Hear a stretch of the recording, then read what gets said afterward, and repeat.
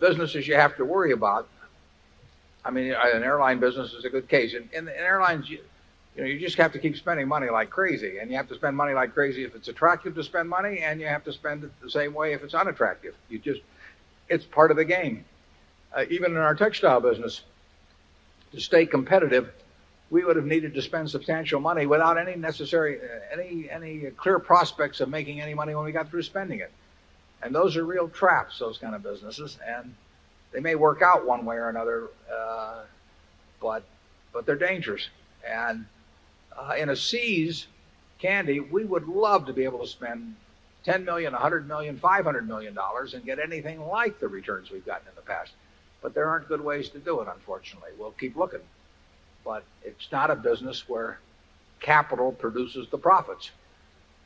Flight safety, capital produces the profits. You need more simulators as you go along, and more pilots are to be trained, and so capital is required to produce profits. But it's just not the case at See's. And at Coca-Cola,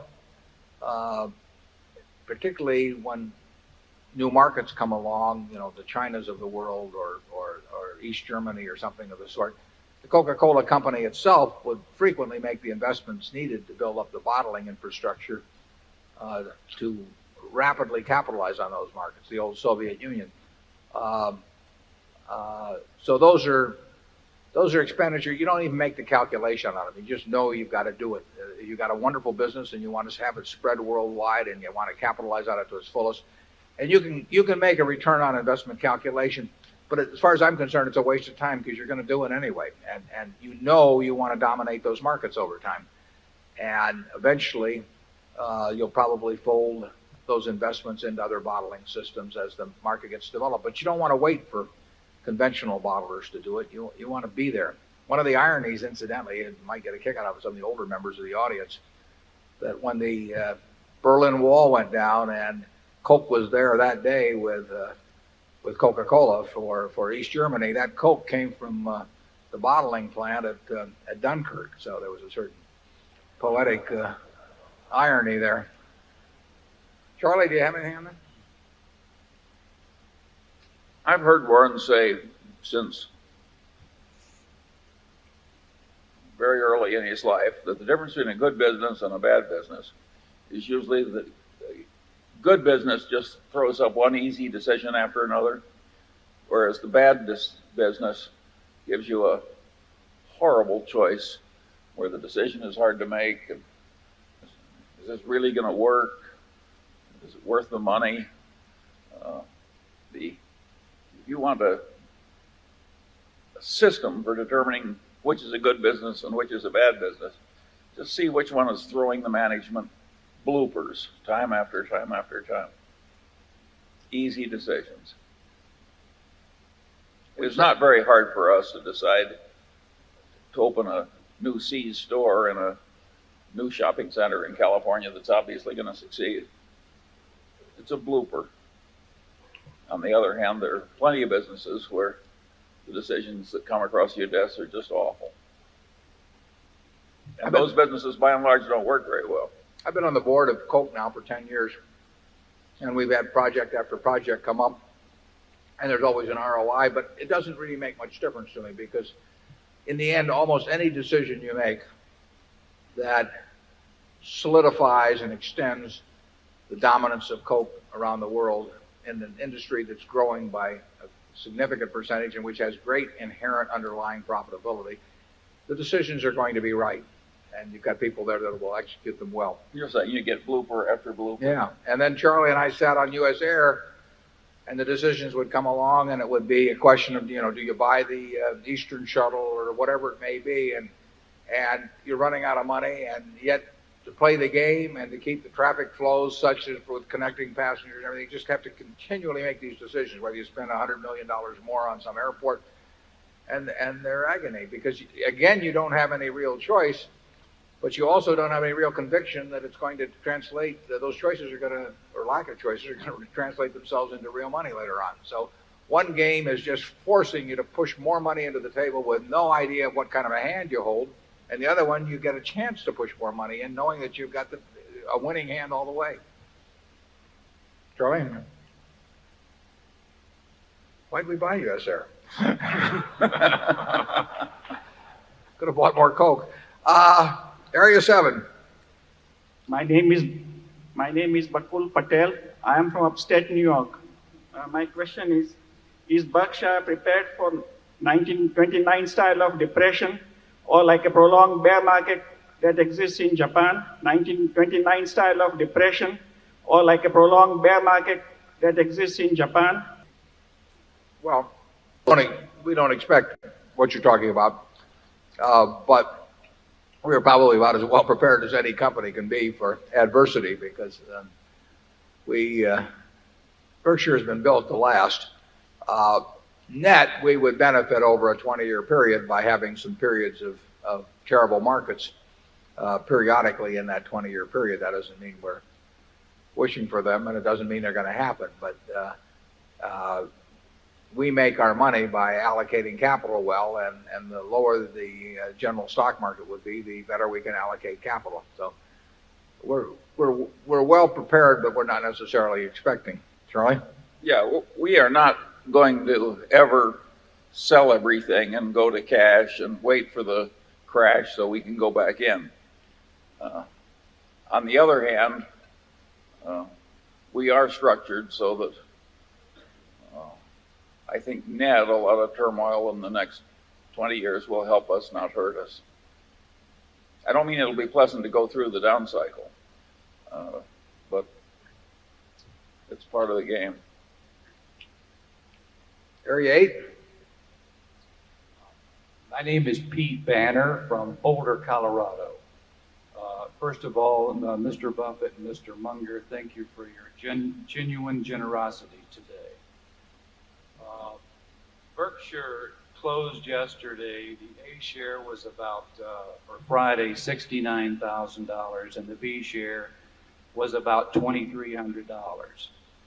Do you feel that price is grossly overpriced or grossly underpriced or reasonably priced? Well, I'll let Charlie answer that one. I'm not going to say.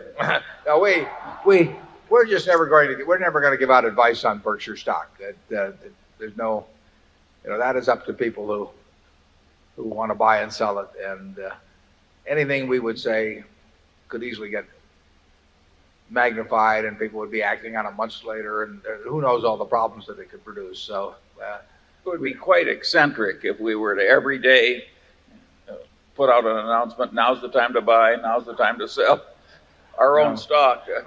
Eccentric we are, but that eccentric we aren't.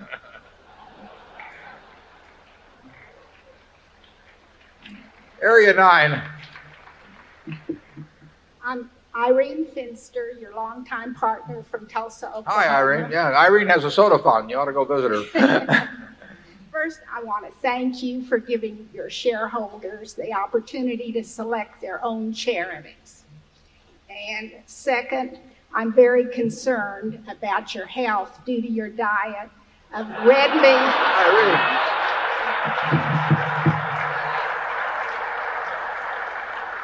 Irene, these are our products that I'm eating. red meat, candy, ice cream, and that's just what I do. That's what I do in public. And Cokes. And I want to know what your doctor says.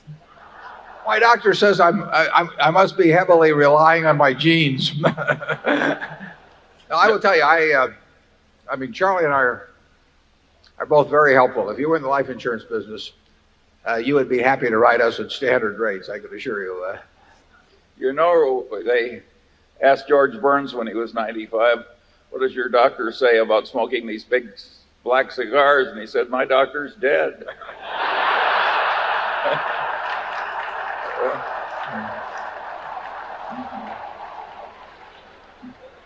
Charlie and I played bridge with George when he was about 97, I'd say, at the Hillcrest Country Club, and there was a big sign behind him that said, no smoking by anyone under 95.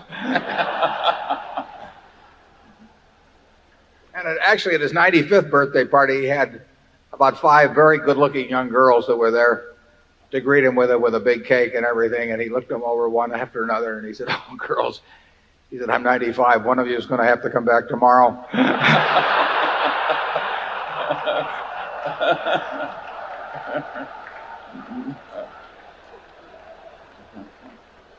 We're very big on George Burns in recent years. Yvonne Edmonds from Cedar Mountain, North Carolina. I have a specific question, but not a trivial one. You regularly compare Berkshire Hathaway's performance to the S&P 500, which is very helpful and very interesting. But I haven't seen a correlation coefficient between the S&P 500 daily, from day to day performance, close, say, and Berkshire Hathaway's close. Now, it so happens for me, and I'm sure some other people in the audience, that I don't always have access to newspapers, or the internet for that matter, newspapers that publish Berkshire Hathaway performance on a daily basis, or even a weekly basis for that matter, or a monthly basis. It would be very helpful to know the extent of a correlation coefficient between those two variables. If you have that, would you let us know what it is? And if you don't, would you please consider calculating it in the future? Well, it could be calculated, but I don't think it would have much meaning. I mean, it would be an historical correlation coefficient, which, I would be very reluctant to have people place any weight in. I try to indicate even the limitations of the yearly comparison of the relative performance, because what was doable by us in the past is not doable today. I mentioned in my annual report the best decade I ever had on comparative performance by far was the 50s. Now, I don't think it was because I was a lot smarter then. I'm unwilling to accept that. But, I had some edge of, there's probably 40 plus points per year. But I was working with it. That has no relevance to today whatsoever. It would be misleading to publish it or to make calculations based on it. So I think that you would find, I don't know what you'd find on a specific correlation between Berkshire and the S&P. You'd find a lot of correlation. Well, you might not find so much even. You'd find it in intrinsic value between that and Coke and a few stocks like that. But I don't really think that's particularly useful information going forward. We'd have no objection. Anybody wants to make the calculation, but it wouldn't be something that would be of any utility to us. And if we don't think it's of utility to us, we don't want to put it out for shareholders as being a possible utility. We do think that the S&P annual calculation has some meaning because it's an alternative for people to invest. They don't need us to buy the S&P. So unless over time we have some advantage over that, what are we contributing? What value is added by our management? So we think that people should hold us accountable, even though we would prefer not to be, because it is a tough comparison for us as a tax-paying entity against the pre-tax calculation on the S&P. But we don't pay any attention to beta or any of that sort of thing. It just doesn't mean anything to us. We're only interested in price and value, and that's what we're focusing on all the time. And any kind of market movements or anything don't mean anything. I don't know what Berkshire is selling for today, and it really makes no difference. It just doesn't make any difference. What does count is where it is 10 years from now. And I can't tell you what it was selling for on May 4th, 1983, or May 4th, 1986. So I don't care what it sells for on May 4th, 1998. I do care, where it is in general 10 years from now, and that's where all the focus is. Charlie? Yeah, we're publishing data in the form where we would like it if we were the passive shareholder. And so you're getting the data and you're getting it on a time schedule based on what we would want if we were in your position. And we don't think the correlation coefficients would help us. We don't think anything that relates either to volume, price action, relative strength, any of that sort of thing, bear in mind, and when I was in my teens, I used to eat that stuff up. I mean, I was making calculations based on it all the time and kept charts on it, even wrote an article or two on it. But it just has no place in the operation now. One of the pleasant things about dealing with Warren all these years is he's never talked about a correlation coefficient. If the correlation isn't so extreme you can see it with the naked eye, he doesn't compute it.